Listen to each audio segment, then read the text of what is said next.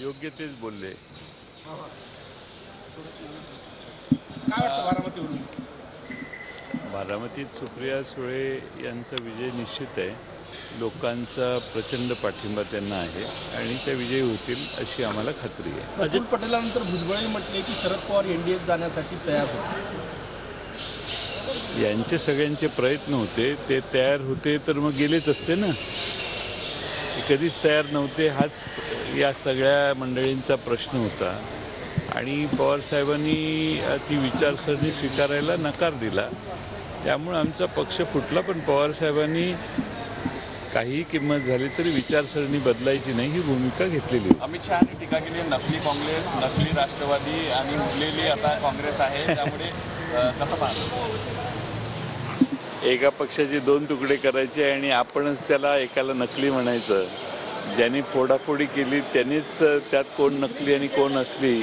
खरं भारतीय जनतेला ठरवू दे, महाराष्ट्राच्या जनतेला ठरवू दे कोण असली आणि कोण नकली आहे. महाराष्ट्रातील जनतेने याचा निकाल घेतलेला आहे. तो मताच्या पेटीत आपल्या सर्वांच्या समोर येईल. अजित पवार बोलले की बारामतीमधनं पवारांनाच निवडून द्यामध्ये कुठेतरी शरद पवारांचा वारस म्हणून ते स्वतःना प्रेझेंट करण्याचा प्रयत्न करतात. नवीन काही प्रश्न आहेत का तुम्हाला? टीका केली अमोल कोल्हे कायम घोड्यावरच असतात. सुजय विखेंनी टीका केली अमोल कोल्हे कायम घोड्यावरच असतात. बैलगाडीच्या शर्यतीने घोड्यावरच पाहायला मिळाली. हो, ती बैलगाडीची शर्यत, गाडा शर्यत त्यांनी पुन्हा सुरू करण्यासाठी लोकसभेत चांगली कामगिरी केली आणि त्यांनी वचन दिलेलं की जेव्हा बैलगाड्यांची शर्यत सुरू होईल त्यावेळी मी पहिल्यांदा घोडी हे आणि ती पद्धत आहे. बैलगाडी शर्यती चालू करताना सुरुवातीला घोडीवर पुढं त्याचं सुरुवात करून देणे. त्यामुळं सुजय विखेंना ती पद्धत माहीत नसेल.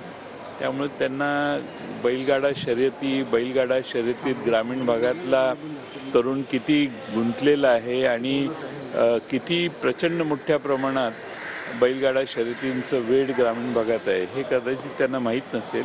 त्यातल्या पद्धती कदाचित माहीत नसतील. शरद पवार जाने वाले थे बीजेपी में.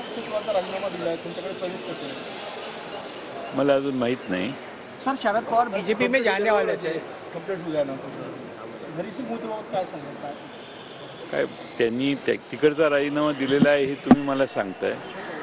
आता बघू काय होतं. 14 तारखेला पक्षप्रवेश ठरलेला आहे. सर, तुम्हाला बरीच माहिती दिसते. सर, शरद पवार बीजेपी में जाने वाले थे, सभी जन कह रहे हैं, क्या कहोगे? और आप भी बीजेपी में जाने वाले थे, चर्चा। शरद पवार साहब कभी भी बीजेपी में जाने वाले नहीं थे. कुछ लोगों का ये प्रयास था कि उनको उस तरफ लेके जाने की कोशिश उन्होंने की, लेकिन शरद पवार साहब ने लगातार उसको नकारा. और इसलिए अब कुछ लोग कह रहे हैं कि वो जाने वाले थे तो गए क्यों नहीं? गए इसलिए नहीं क्योंकि वो विचारसरणी उनको स्वीकार्य नहीं थी, इसलिए वो गए नहीं. इंडिया आघाड़ी का कोई अस्तित्व नहीं, ऐसा बोल रहे हैं कि इंडिया आघाड़ी का अभी कोई भी अस्तित्व नहीं दिख रहा है, ऐसा बीजेपी कह रही है. आपको क्या लगता है? आप बताइए क्या आपका अनुभव आपको बताता होगा. पूरे भारतवर्ष में इंडिया आघाड़ी के लोग बहुत अच्छी तरह से परफॉर्म कर रहे हैं और पूरे देश में जो भी पिछले कुछ दिनों में समस्या निर्माण हुई है, महंगाई की समस्या है, बेकारी की समस्या है, हर समस्याओं का हल इंडिया आघाड़ी ने उनके मैनिफेस्टो में या उनके जो घटक पार्टी है उन्होंने लोगों के सामने रखने की कोशिश की है.